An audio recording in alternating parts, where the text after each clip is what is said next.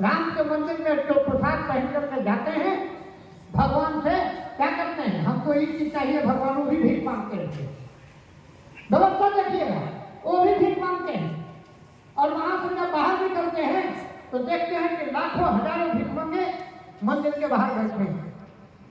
खुद भिखारी जो अंदर भीख मांग करके आया है वही भिखारी पैसे के बदौलत बाहर के भिखारियों को देकर के कहता है कि ये भिखमंगा है, तो आप क्या नंगा नहीं थे?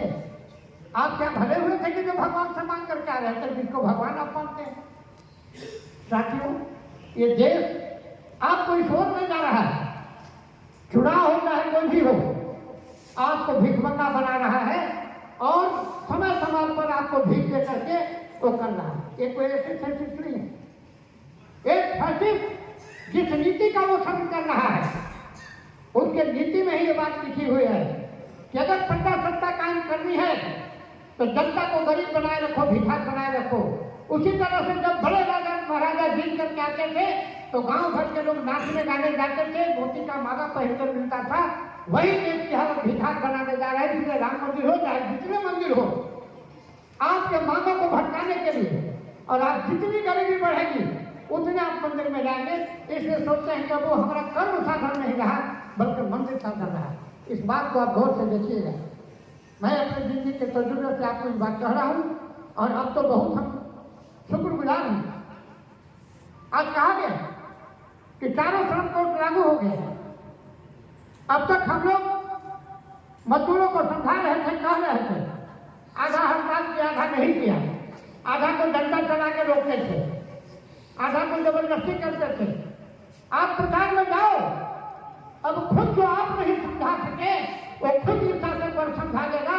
ठीक उसी प्रकार जिस तरह से इमरजेंसी के अंदर सारे नेताओं को जेल में बंद किया था, अगर एक साथ बंद नहीं होते इसी तरह से सब मजदूर एक साथ पिटाएगा नहीं, एक साथ लाभ नहीं खाएगा, उसके अधिकार नहीं कटेंगे। तब तक आप सोचेंगे कि हम अस्थायी मजदूर है, वो परमानेंट मजदूर है, चाहे कोयला हो, एचईसी हो, कहीं भी हो। और सब दिन ला करके आप पर परमानेंट मजदूरों की नौकरी खत्म करने का, और परमानेंट सोचते हैं कि ठेकेदार मजदूर है। इस कदम में आगे बढ़ा और ठेका कुछ नहीं, उसको भी परमानेंट करने का हाईकोर्ट ऑर्डर दे रहा, सुप्रीम कोर्ट दे रहा है। आप परमानेंट का करने वाले को जवाब यही है कि ठेकेदार मजदूरों को कोयला हो चाहे एचईसी हो चाहे कहीं भी हो, नगर निगम हो, सारे रेलवे में हो, सभी जगह आंदोलन को छेड़ो, पहले प्रचार आंदोलन में जाओ और फिर देश के हमारे महान नेता लोग जो तय करेंगे उसके अनुसार चलेंगे। हड़बड़ी किसी बात की नहीं है, जरा उसका असर तो आने दीजिए। नेता लोग बहुत बखला रहे थे 1977 में, जब अंदर में सबको झुकाया तो एक होकर क्या, जब सब मजदूर की मांग बनेगी सबका कटना शुरू होगा, लोग कहना कि पेंशन बढ़ाएंगे, फलाना करेंगे। कुछ नहीं बढ़ने वाला है मोदी सरकार में। आपके तरीके लगा करके दिन ब दिन काटते जाएगा, कभी इसका घर को काटेगा, कभी इसका घर को काटेगा, कभी इसका खाने का मांग कटेगा। यही इसका चाल चरित्र चेहरा है। इसलिए अपने मिजाज को बदलिए।